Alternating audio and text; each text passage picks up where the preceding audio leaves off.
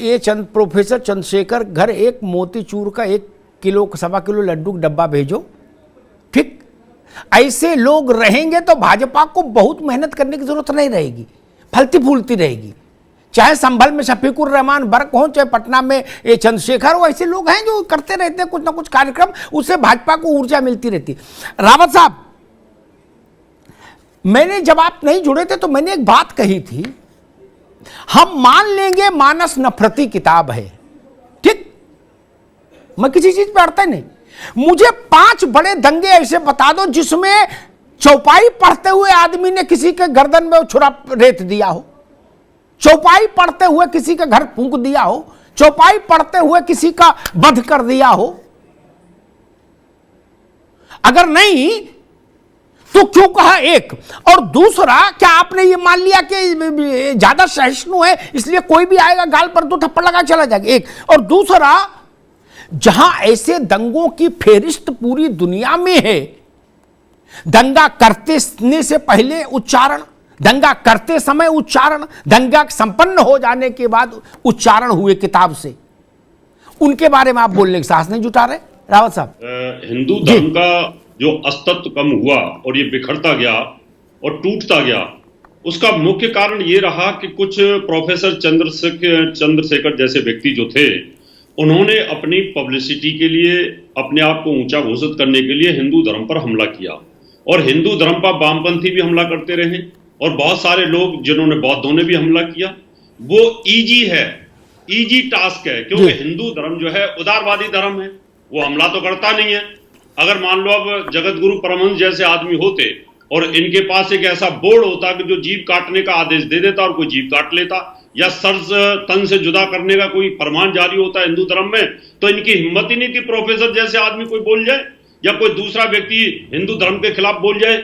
आज उदारवादी होने का दुष्परिणाम हम झेल रहे हैं। ये जो इस तरह के जो वाहियात किस्म के जो व्यक्ति हैं, पढ़े लिखे तो हो सकते हैं लेकिन मूर्ख हैं ये। यानी पढ़े लिखे में और ज्ञानी में बड़ा फर्क होता है। ज्ञान ऊपर से आता है, वो ब्रह्म ज्ञान जिसको बोलते हैं, और पढ़ा लिखा तो कोई भी व्यक्ति साई को पढ़ लिख सकता है और जाकर के वो किसी भी पद में बैठ सकता है। इसलिए अमिताभ जी, ये हमारे हिंदू धर्म की एक कमी है कि मैं तो कहता हूं तो तुलसीदास जी गलती कर गए, इसमें साथ में इस तरह का जोड़ना चाहिए था कि जो इन चौपाइयों के खिलाफ बोले तो उसका सर तन से जुदा कर दिया जाए, तो शायद ऐसी स्थिति ना आती। और गीता में भी अगर ऐसा लिखा होता कि तो भी ये स्थिति ना आती। आज ये बड़े दुर्भाग्य की बात है कि जिस रामचरितमानस को घर घर के अंदर पूजा जाता है और एक शिक्षा मंत्री होकर के इस प्रकार की बेकार की बातें करता है, शायद ये दंडनीय है।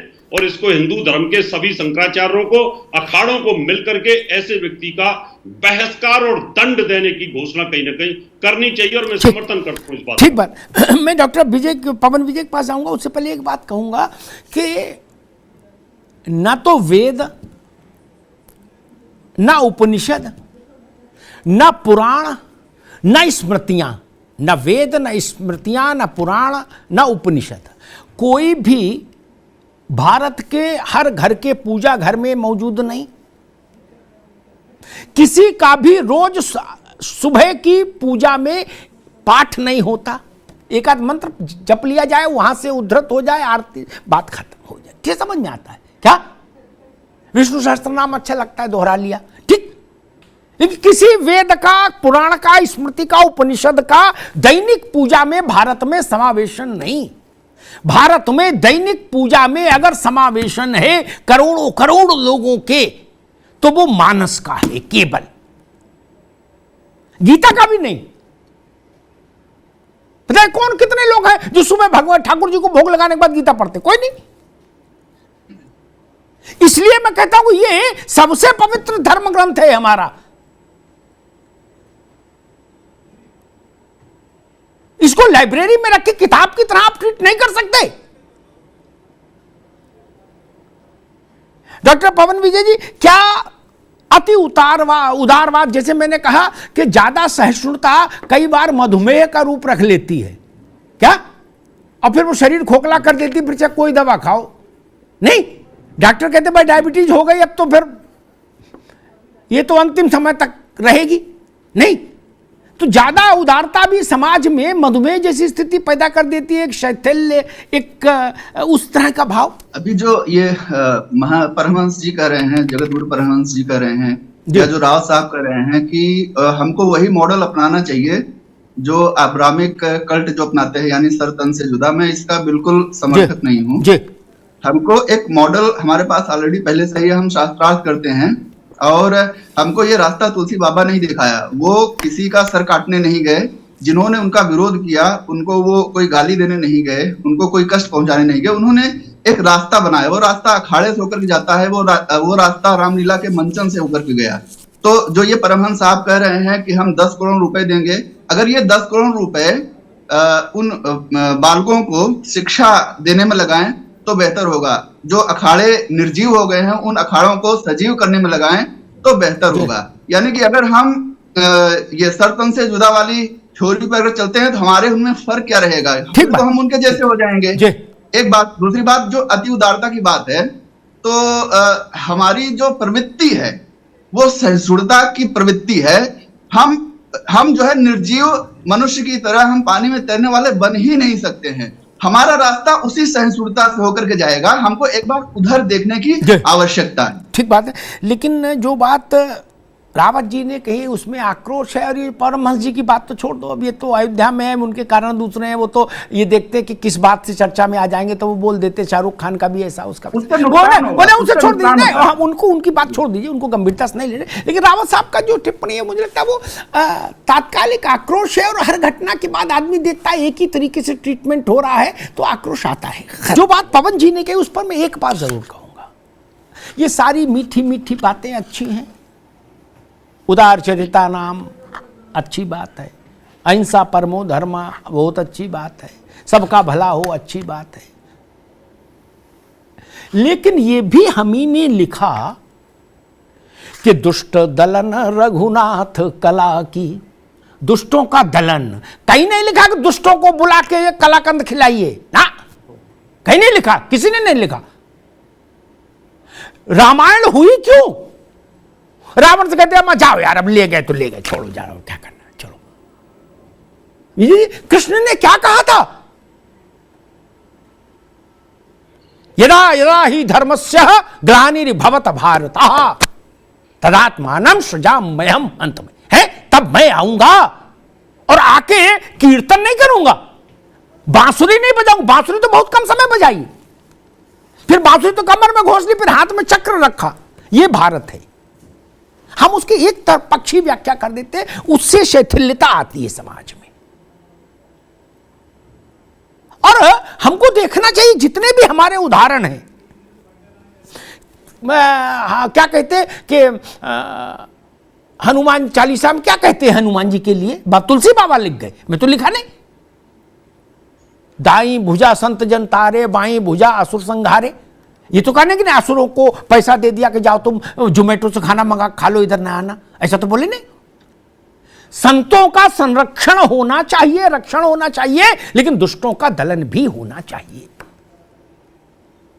आप केवल संरक्षण में लग जाएंगे तो आप विलुप्त हो जाएंगे बिना दलन किए। हां, वो लोग अलग होने चाहिए, दलन करने वाला डिपार्टमेंट अलग होना चाहिए, संरक्षण वाला अलग होना चाहिए। मिक्स नहीं करिए, लेकिन दोनों का अलग अलग है। मेरे जो लगता है, मेरी बात से सब लोग भैया त्रिपाठी जी, ये बैठे ठाले आपके लिए भी मुसीबत पैदा कर दी चंद्रशेखर, प्रोफेसर चंद्रशेखर ने। अब आपकी पार्टी में देख रहा हूं सारे प्रवक्ताओं को पटना में उतारे हैं, कह रही भैया जो मिले उसको बयान दो कि इनसे कोई लेना देना नहीं, वो बहुत ही गलत काम किया चंद्रशेखर ने। इसके पीछे कोई राजनीति देख रहे हैं क्या आप? चूंकि है तो प्रोफेसर, लल्लू तो है नहीं, किस ना समझ है, बच्चे पुराने चावल हैं। ये ऐसा तो नहीं कि आपको भी डुबोने के चक्कर में है क्या, जनता दल को भी? त्रिपाठी जी, अमिताभ जी, ये जो बयान आया है जी, इस बयान से हम असहमति व्यक्त करते हैं।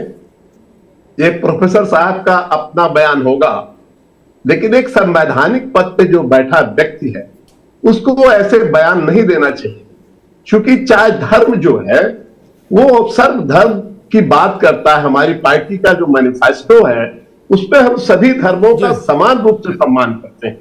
दूसरा सवाल डॉक्टर लोहिया ने उठाया था कि धर्म और राजनीति का बड़ा आपसी बड़ा अच्छा रिश्ता है, और उसके बारे में उनकी टिप्पणी जो थी उसको जरा प्रेरणा लेना चाहिए हमारे प्रोफेसर साहब को। डॉक्टर लोहिया कहा करते थे कि राजनीति के बिना धर्म निष्प्राण हो जाता है तथा धर्म के बिना राजनीति कल ही हो जाती है।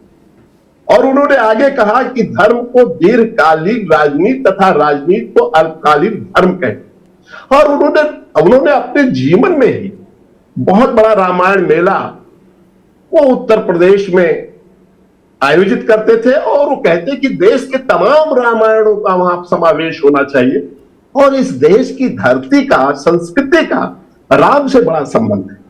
अमिताभ जी, राम को हटा दीजिए तो देश का कोई मतलब नहीं है। ये एक जो भावना है, इस भावना पे जो चोट किया गया है वो अच्छी बात नहीं। किसी के धर्म और संस्कृति पे चोट करना, ये किसी संवैधानिक पद पे बैठा हुआ व्यक्ति करता है तो हम उससे असहमति जताते हैं। वो उनका निजी बयान हो सकता है, इस बयान से जनता दल यूथ दूर दूर तक कोई रिश्ता नहीं। ये काम आपने अच्छा किया, सावधानी हटी, दुर्घटना घटी।